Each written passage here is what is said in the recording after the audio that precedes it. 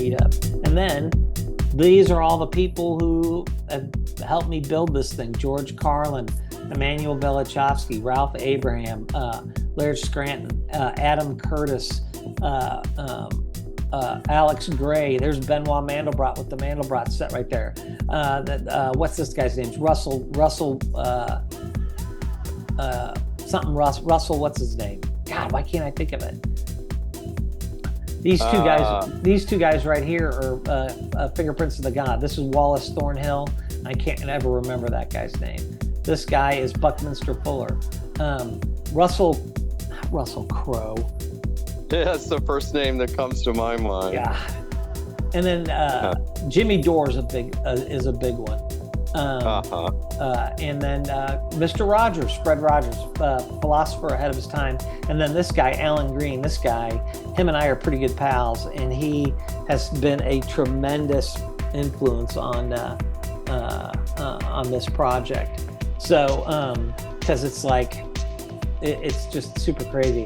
I'm going to go to the view real quick and bring this out because I want to see if there's, so here's the piece of art that started it all. This is where the idea came from, me contemplating baseball statistics. And I just started using the golden ratio in there and looking into baseball and kind of showing like Plato's theory of forms, like you're flying through, all this kind of knowledge, kind of like Akashic Records like. And then it led me to be doing this diagram. It's like, this is how we should pay baseball players. We should pay them by how long they're in the league, which is 50% of their income. We should pay them by how their team does, the performance of their team, which place, who has the best record, and that's 25% of their income.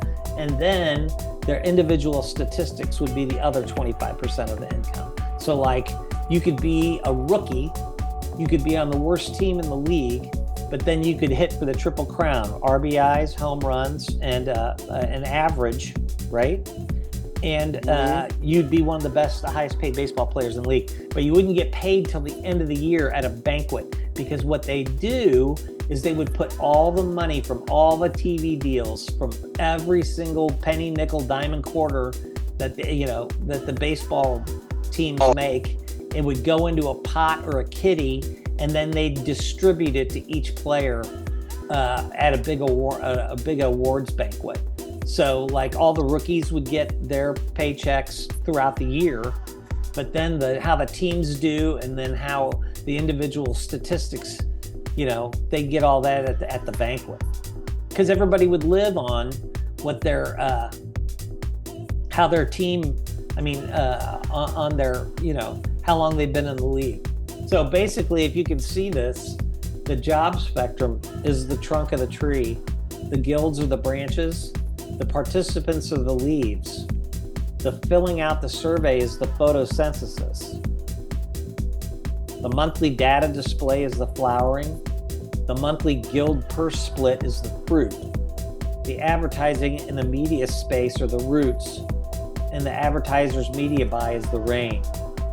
And it mimics the job spectrum spin actually drives society's assigned value, giving society much more nimbleness, options, and maneuverability.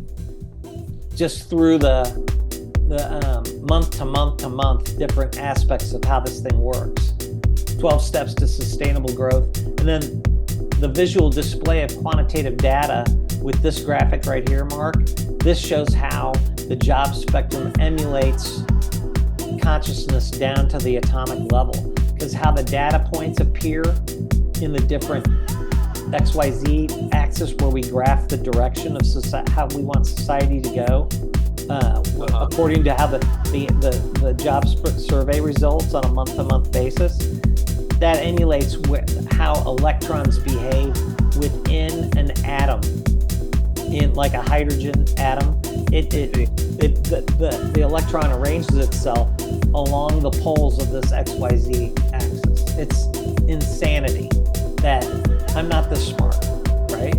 I'm not this smart to think about this thing, but I wandered into this pre-existing notion through my artwork, and I'm its conduit. So this idea that exists within the realm of the infinite. All possibilities exist.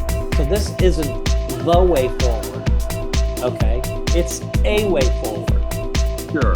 If you're familiar with Terence McKenna, Terence McKenna famously said, "Art's task is to save the soul of mankind, and anything less is a dithering while Rome burns."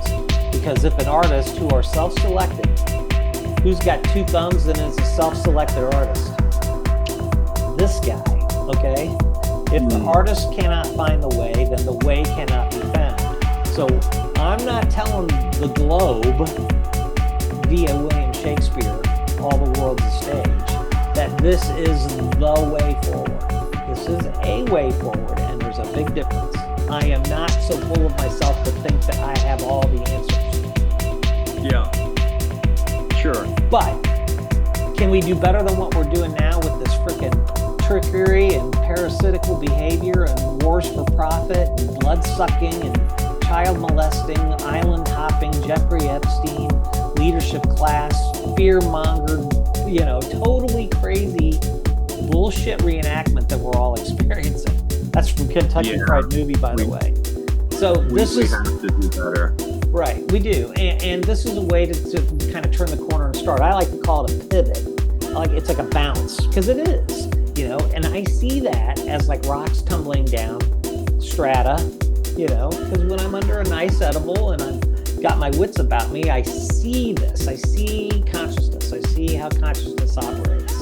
And I've got a sensitive brain because I'm bipolar, and I'm tuning into this, Akashic Records section, right? Yeah. So that's presentation number 1.